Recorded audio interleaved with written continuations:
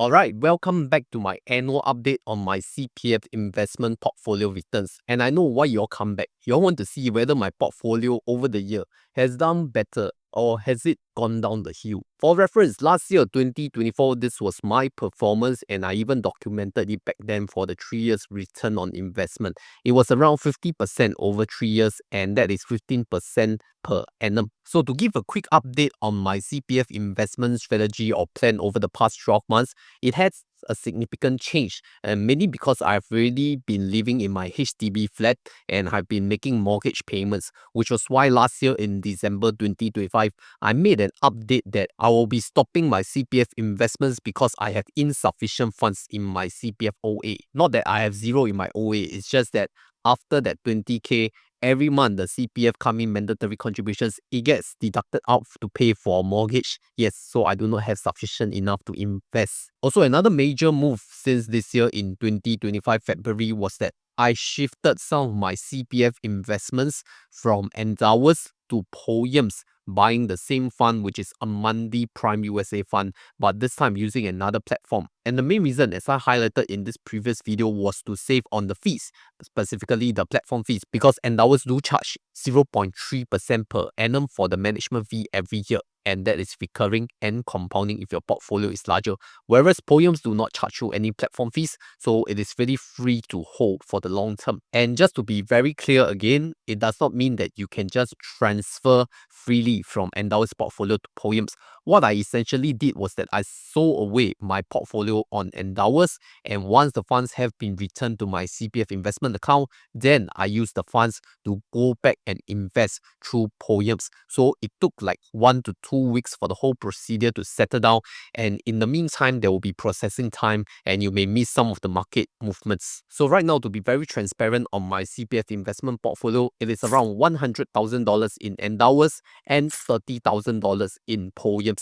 Total $130,000 used by CPF Ordinary Account funds. And if you want to join a community of like-minded individuals in pursuing their financial independence through good retirement and CPF strategies, even investing, then join us at Honey Money SG Telegram of over 20,000 members right here. I do want to talk about what do I invest my CPF OA funds in, and that is only on one product, which is a monthly Prime USA fund.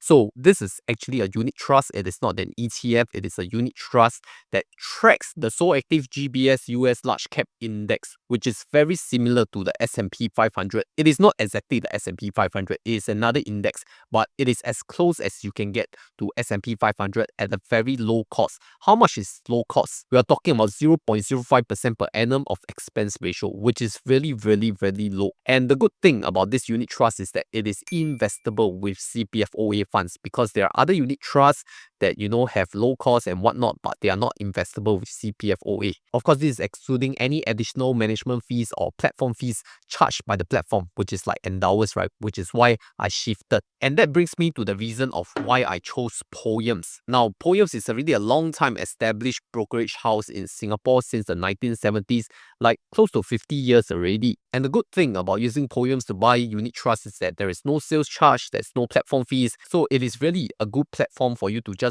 buy and hold your positions. And note that this is only a very recent feature, because only from this year onwards you could buy a monthly Prime USA fund on Piums. Previously, it was only released to the MSCI Index Fund, but only this year then they start to release to other monthly funds. Therefore, to save money on the fees, I embarked on a portfolio transfer from Endowus to Piums, and that transaction date was 19 February, which was an unfortunate date because it was exactly at the highest point of the peak bull market before the Trump tariffs and all their fiasco started announcing. So the net asset value, or NAV, at that time was $203.21. That was like almost the highest point. Then I bought at the highest point, Then we all knew what happened after that, right? In March and April, the markets just went through a turmoil. Like S&P 500 hit close to 20% drop from its peak. But let's make it clear, I held on to my positions. I did not sell away any positions. And to be transparent, my cost on investment was $32,700 of CPF OA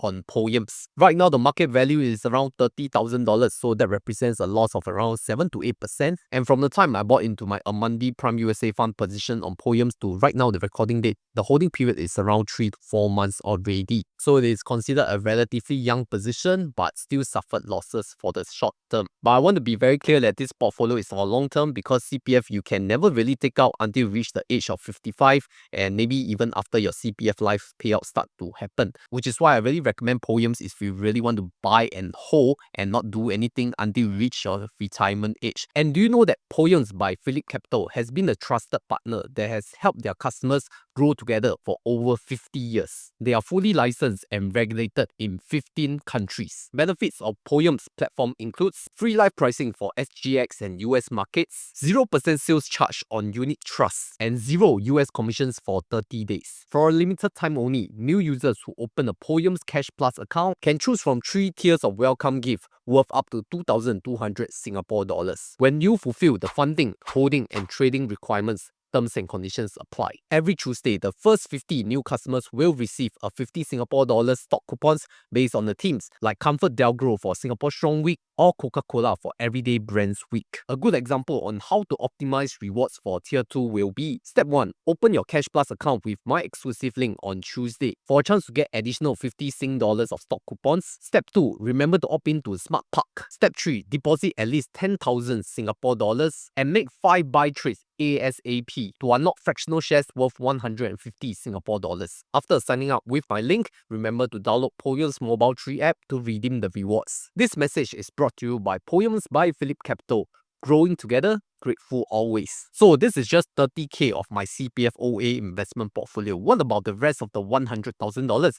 It is still sitting in the Endowus portfolio account. To give a quick update, I already closed my previous Endowus portfolio of the Amundi MSCI Index Fund, and that had a realized gain of $7,831. Then I'm still holding on to my Amundi Prime USA Fund position of around 100,000 Singapore dollars. So performance-wise, if we just look at the CPF fund portion, the simple return is around 30+%. Then with regards to the time-weighted return, modified diet rates of return, and annualized internal rate of return, you can refer to my Endowus numbers right here. It is as transparent as it can get. But I know that it can get quite messy because I only started investing since April 2021. So it has been 4 years now. And throughout these 4 years, I've been switching the CPF portfolios for the best cash or cost allocation, right? I started with something like the Lion Global S&P 500 US Index Fund. Then it moved to Amundi Prime USA Fund. Then along the way, I added Amundi MSCI Index World Fund. And now, some of it is moved to Piums. So it is very messy already. So if you ask me, I really don't know how to present my returns in terms of the percentage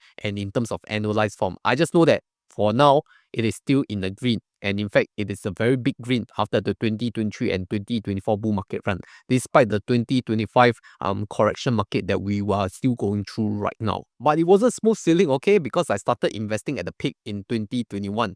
And then 2022 was, a very sad bear market, like continuous months of losses and my portfolio going to hell. Remember all this? Fire thumbnails, yeah, very sad that time.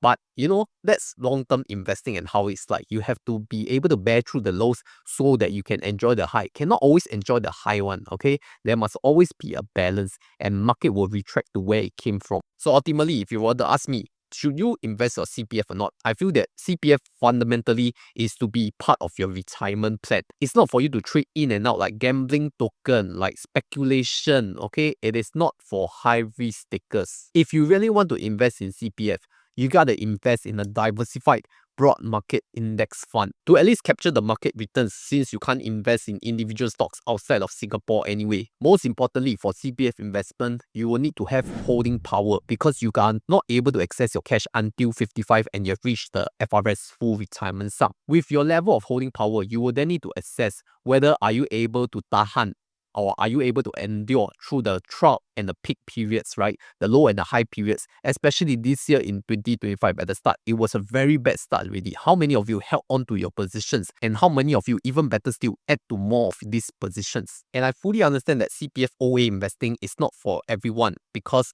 most of us Singaporeans use up our CPF OA money for housing, which is a very big utility expense. So that is not wrong, because I felt that you should really prioritize your primary residence always get a shelter over your head first. Okay, we are not talking about investment property. We are talking about your primary residence, your rooftop over your head. I think once you get this settled, okay, then you got other things that you can stable in life. Then you come and look back at CPF OA investing, because using a CPF OA to invest has opportunity cost as well. Your OA is giving you 2.5% per annum. Your SA is giving you 4% per annum, right? So if you're using these OA funds to go and invest, you're losing out on this opportunity, right? You're trying to switch it up because you think your risk appetite is higher and you can enjoy greater returns based on your higher risk appetite. So that's a very great assumption. So really, when we are talking about using CPF to invest, I feel that if I just walk back in my old path, I will still choose the same way. I want to reach my full retirement sum first, at least capture the SA 4%. Okay, once I secure that, then at least I can, use my excess money from the OA, then I use it to invest. That was my perspective, because even back then, my investment maturity profile is not that mature. I don't think I'm able to hold on to my positions if I see that sort of market fluctuations that I've seen before.